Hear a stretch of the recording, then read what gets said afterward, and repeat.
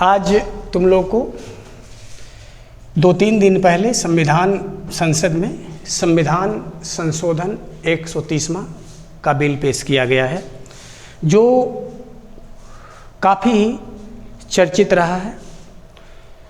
तो सबसे पहले हम लोग यह जानना चाहते हैं कि संविधान संशोधन 130 के बिल का प्रमुख जो तथ्य है, प्रमुख जो रूप है, वह क्या है।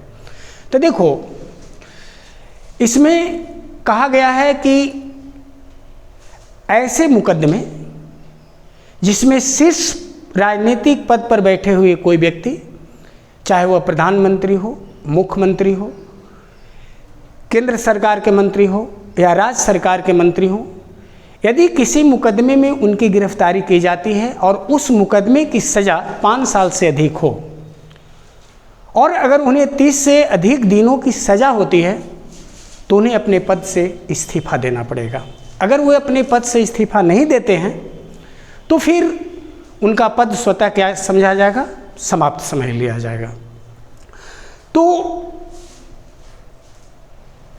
राजनीति में शुद्धिकरण होनी भी चाहिए, और क्यों नहीं होनी चाहिए, क्योंकि सबसे ज़्यादा गंदगी तो वही है। जब लोकसभा में यह बिल पेश किया जा रहा था तो ईमानदारी, शुद्धिकरण की बिल्कुल ही भावनात्मक शब्द, संज्ञा, विशेषण, भाववाचक संज्ञा, गुणवाचक संज्ञा का ऐसा प्रयोग किया जा रहा था जैसे लग रहा था कि संसद में माँ गंगा की पवित्र और निर्मल धारा बहने लगी है।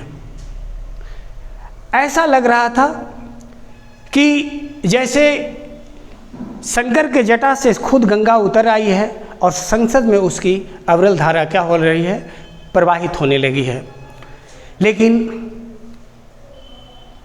जब अमित शाह के मुख से शुद्धिकरण मंत्र निकल ही रहे थे कि अचानक उसी मंत्र के कुछ चित्रे उनकी ओर फेंके जाने लगे, उनके चेहरे पर पड़ने लगे और हमारी माँ गंगा मैली होने लगी। पक्ष और विपक्ष के कटु विषैले शब्दों के बाण एक दूसरे की छाती को बींधने लगे और देखते देखते जो अभी तक ईमानदारी की बात कर रहे थे, शुद्धिकरण की बात कर रहे थे, नैतिकता की बात कर रहे थे, पूरे संसद में यह माहौल उत्पन्न हो गया कि पूरे देश की जनता और विश्व की जनता भी उन माननीय सांसदों की नैतिकता को देख भी रहे थे और समझ भी रहे थे। तो अब मैं संविधान संशोधन 130 के दूसरे पहलू पर आता हूँ। देखो, संविधान संशोधन का 130वां जो किया गया, यह अनुच्छेद 368 के अनुसार किया गया है। अनुच्छेद कितने के अनुसार?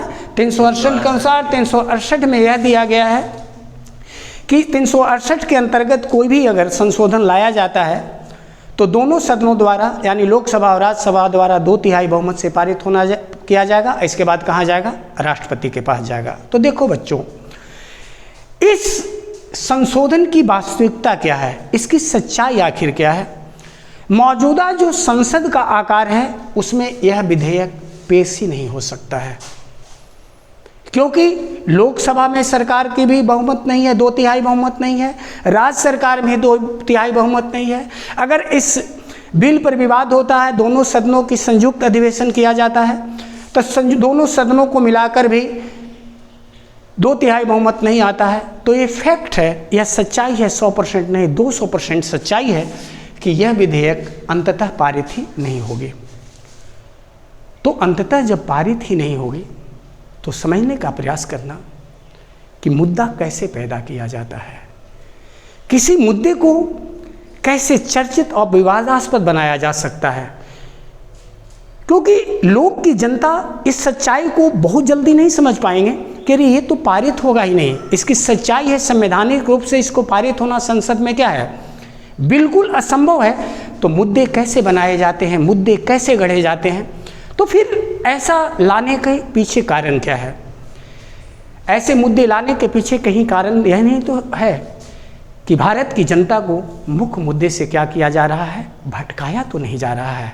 और हाल फिलहाल में कुछ ऐसे ज्वलंत मुद्दे आए हैं जिसने सरकार को कटघरे में शामिल खड़ा किया है, और कुछ ऐसे मुद्दे आए हैं जिसमें सरकार बैकफुट पर दिखाई दिया है। तो मैं कुछ ऐसे मुद्दे की चर्चा करने जा रहा हूं, क्योंकि हकीकत है कि यह जब पेश ही नहीं होगा, यह जब पारित ही नहीं होगा, तो फिर ऐसे बकवास बेमतलब का मुद्दा क्यों संसद में उठाया जा रहा है। तो कुछ मुद्दे जिस पर सरकार बैकफुट पर है, पहला है